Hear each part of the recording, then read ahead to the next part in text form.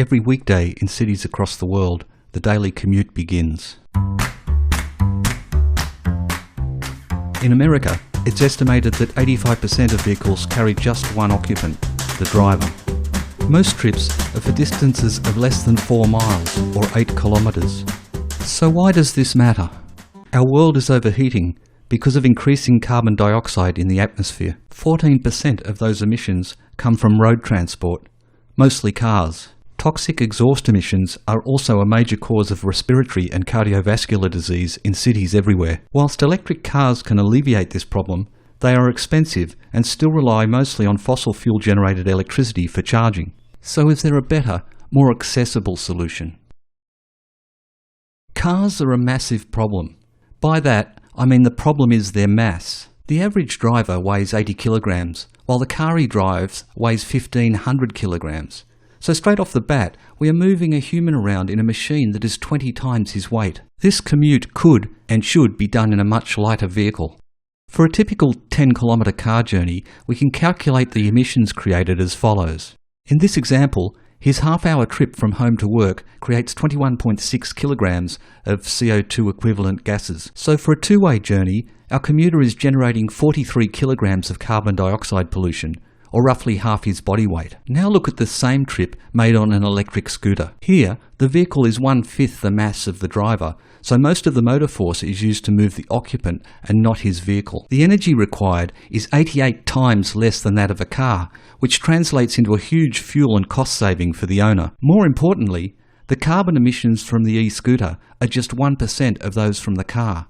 In other words, you could commute for nearly 6 months on the scooter and only create emissions equivalent to a single car trip. Just imagine.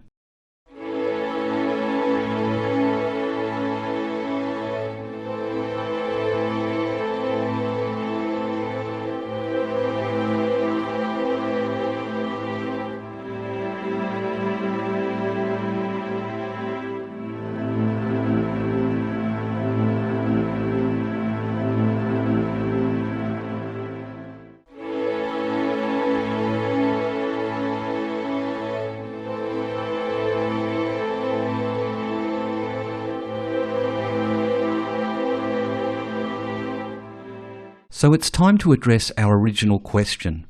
Can e-scooters save the world? Well, no, not singularly, but then no single initiative can do that. It's clear that a complex problem like climate change will not be fixed with just one silver bullet solution.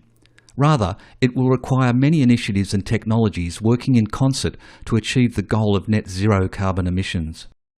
Every time you drive to work, your car produces roughly half your body weight in carbon pollution. Using an e-scooter instead generates just 1% of the carbon dioxide and none of the toxic exhaust fumes. The cost of using an e-scooter is a fraction of the cost of a car. Every day you swap your car for an e-scooter, your carbon footprint reduces by an average of 43 kilograms. This means that over a year you would reduce your personal carbon emissions by nearly 10 tonnes. If just 5% of commuters around the world did the same thing, humanity would reduce its impact by 2.1 billion tonnes. Yes, that's billion with a B. So while e-scooters alone cannot save the planet, there is probably no easier change that individuals can make that would have such an enormous impact on the problem of climate change. And when this happens, we can look forward to lower emissions, cleaner air, and lower congestion in our cities. What's not to like about this future? Just imagine.